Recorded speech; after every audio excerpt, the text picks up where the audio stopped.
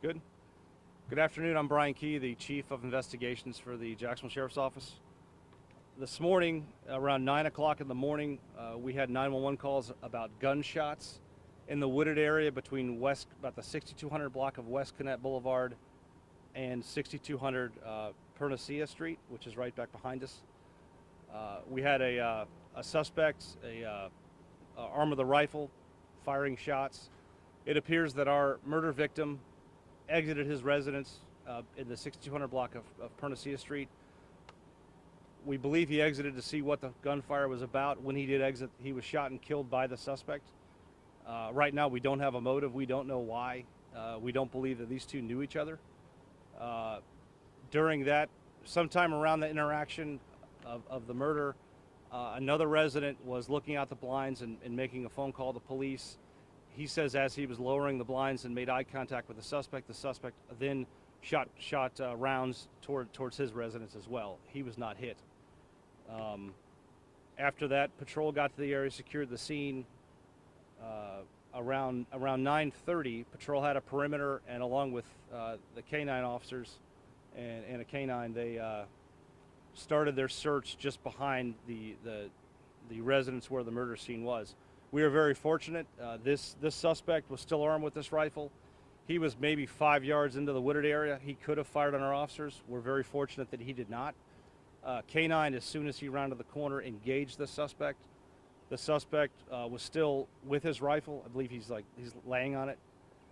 He is fighting with the canine. He's striking him, potentially trying to gouge his eyes. Officers then tried to get him handcuffed while the canine was trying to apprehend him. He was kicking and punching.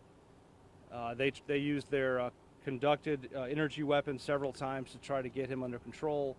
After a struggle, he was handcuffed and taken into custody. Due to the injuries from the canine apprehension, he was transported to a local hospital. He's been through surgery now. Because of the seriousness of that, we're treating this and investigating it with our cold case team, just like we would any other critical response to resistance call. Right now, the suspect is critical but stable. He is out of surgery and stable. I can't release his name. We still haven't positively identified him, and I don't want to misidentify anybody.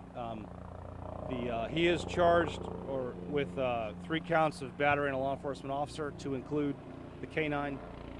He's also charged with attempted murder, shooting at the individual through the window, and the murder charges for our deceased victim. Those charges are pending.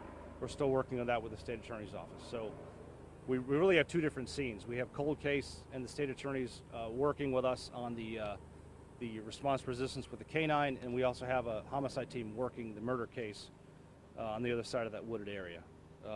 Like I said before, we will through the PIO release a photo of the rifle that the suspect was using. We are not naming the officers involved because they are victims of the bolio. So pursuant to Marcy's, we can't identify the canine or the handler that was involved. And with that, I'll take some questions. Was this random?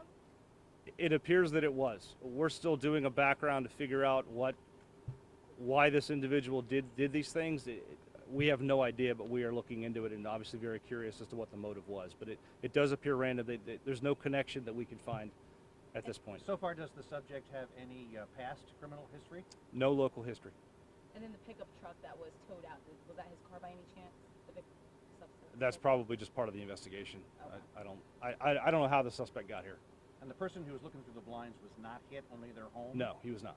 Are the helicopters above, are they related to this at all? I can't tell whose helicopter that is, but I don't think so.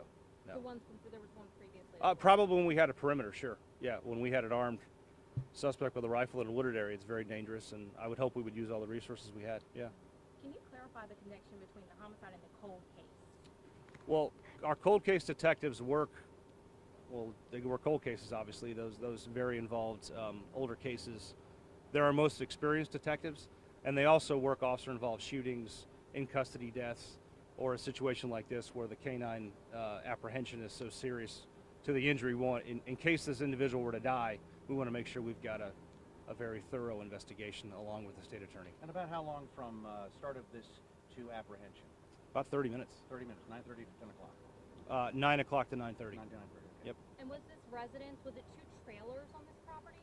There are several residences on the property, a couple trailers and a couple houses. Yeah. Do you know how many shots he fired? No idea. We're gonna have to take some time to get a metal detector and figure it out, but it was several rounds. Okay, guys, thank you. The vehicle that was towed,